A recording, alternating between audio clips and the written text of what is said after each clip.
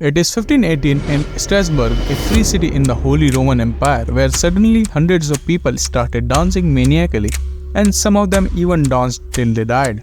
But why did it happen?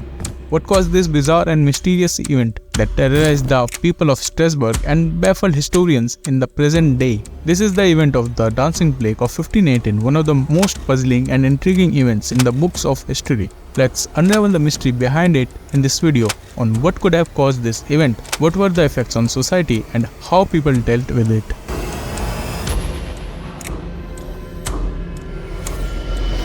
It all started in the era of the late Middle Ages in Europe, a period of social and religious turmoil.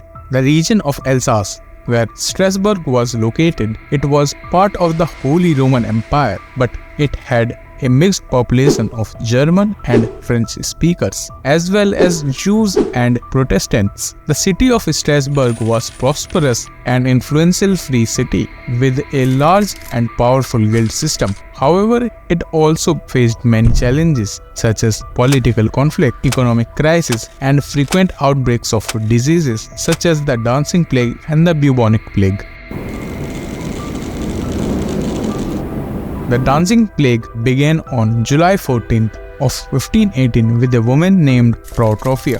That morning, she came outside of her home and started to dance uncontrollably and unwillingly, without any music or event. Ignoring her husband's thousands of pleas to stop, she kept dancing for hours until she collapsed and then continued dancing the next day.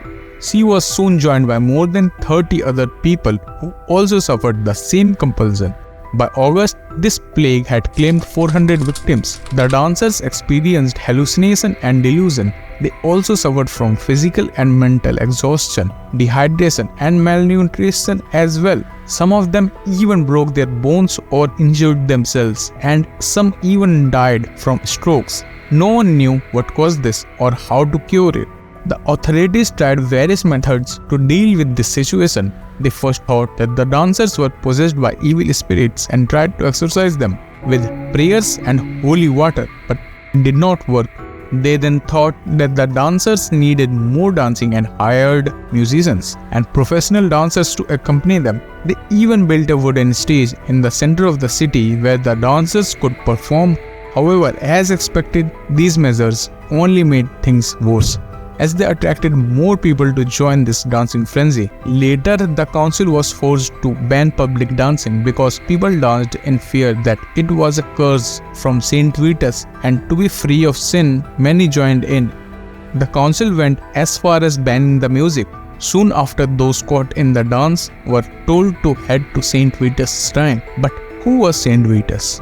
Well, he was a Christian martyr who lived in the early 4th century. He was born in Sicily and secretly raised as a Christian by his nurse and her husband. He performed many miracles like healing the son of emperor from a demonic possession. However, this angered the emperor, who ordered Vitus and his companions to be tortured and executed. They died as faithful witnesses of Christ around the year 303. Saint Vitus is widely honored as the patron saint of dancers, actors, comedians, and several other groups. And there was a shrine dedicated to him situated in a musty grotto in the hills above the nearby town of Severn. The dancers were taken there in a unique ceremony. They wore red shoes sprinkled with holy water and decorated with painted crosses. They were also holding small crosses and incense, and they were reciting special Latin words. No one knows if this was true or not, but there was a rumor spread that they were forgiven by Vitus, and this news of the successful ritual circulated, and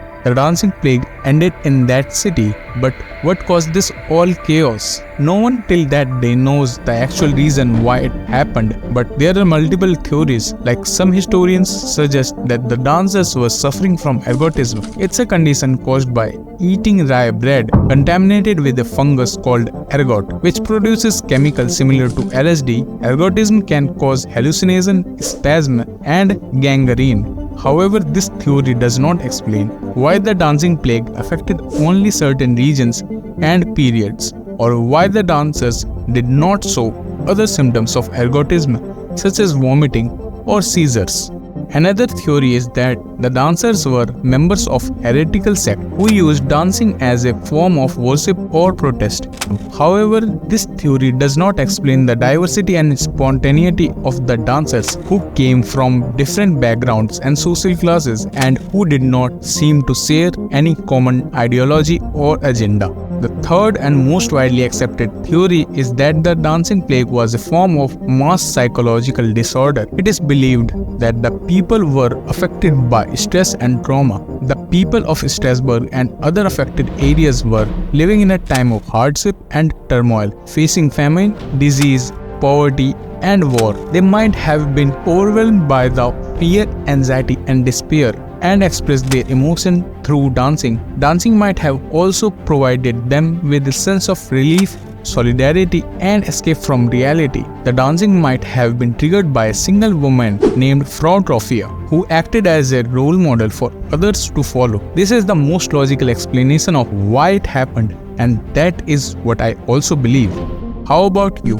Do you have your own theory or any existing theories you support? Let me know in the comment sections.